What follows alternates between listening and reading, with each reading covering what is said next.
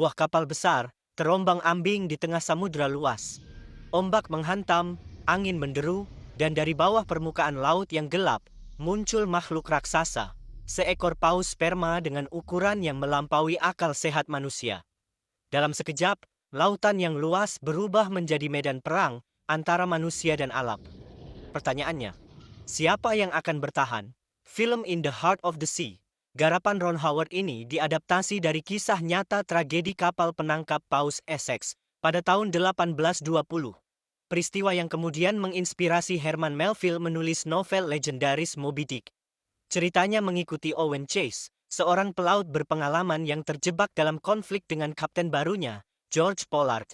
Namun, ambisi dan keserakahan manusia membawa mereka semakin jauh ke tengah samudra, hingga akhirnya berhadapan dengan paus legendaris yang tak hanya menguji kekuatan fisik, tapi juga moralitas dan batas kemanusiaan. Kekuatan terbesar film ini bukan hanya pada adegan aksinya, tapi pada akar ceritanya yang nyata. Tragedi Essex adalah salah satu kisah laut paling mengerikan dalam sejarah Amerika.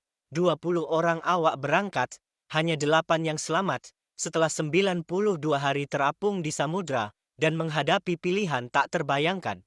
Bertahan hidup dengan segala cara, bahkan dengan mengorbankan moralitas. Tema besar yang diangkat film ini adalah kesombongan manusia dalam menghadapi alam. Seperti yang dikatakan Nathaniel Philbrick, penulis buku yang menjadi dasar film, kisah ini adalah peringatan. Ketika manusia terlalu rakus mengeksploitasi laut, alam akan menuntut balas dengan caranya sendiri. Bicara soal tampilan, film ini menampilkan lautan yang luas dan ganas dengan efek visual yang spektakuler. Adegan paus yang muncul dari dalam laut, tubuhnya yang berkilauan di bawah sinar matahari, hingga ombak raksasa yang menelan kapal, semua itu menghadirkan momen menegangkan.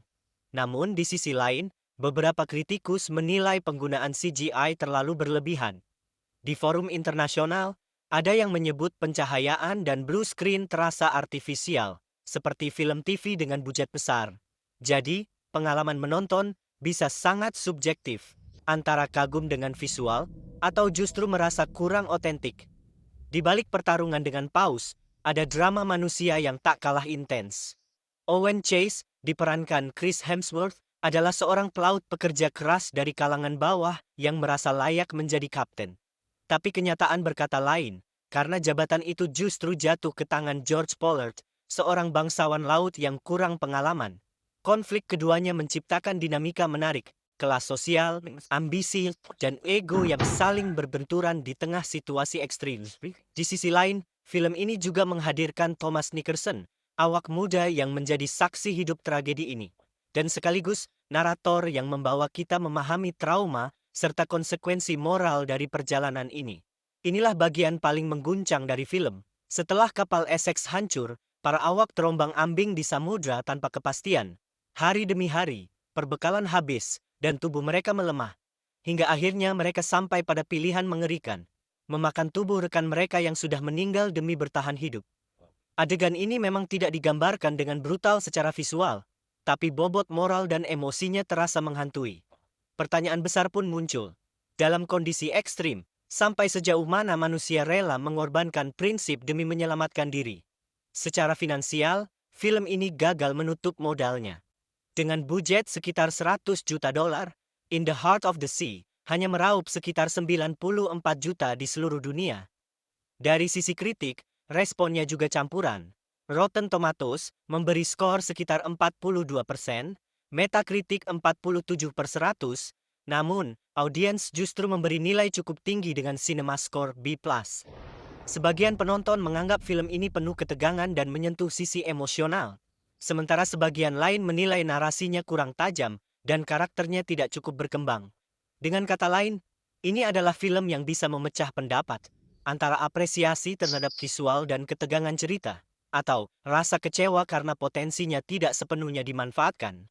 Lebih dari sekadar kisah tentang manusia melawan paus, film ini menyimpan pesan relevan di zaman modern. Bagaimana keserakahan manusia dalam mengeksploitasi alam selalu berakhir dengan bumerang. Sama seperti kapal Essex yang hancur karena melampaui batas, kita pun saat ini menghadapi krisis lingkungan akibat eksploitasi tanpa henti. In the Heart of the Sea tidak hanya mengingatkan kita pada tragedi masa lalu, tetapi juga memberi refleksi tentang masa depan. Apakah kita akan terus melawan alam atau belajar hidup selaras dengannya? In the Heart of the Sea adalah film yang memadukan sejarah, petualangan laut, dan drama manusia. Ia mungkin bukan karya terbaik Ron Howard, namun tetap punya kekuatan untuk mengguncang emosi, menantang pemikiran, dan meninggalkan pertanyaan moral mendalam. Jadi, bagaimana menurut kalian? Apakah film ini berhasil menyampaikan ketegangan dan tragedi nyata dari kisah Essex, atau justru tenggelam oleh efek visual dan narasi yang datar? Dan yang lebih penting, jika kalian berada di posisi para awak kapal itu, apa yang akan kalian lakukan untuk bertahan hidup?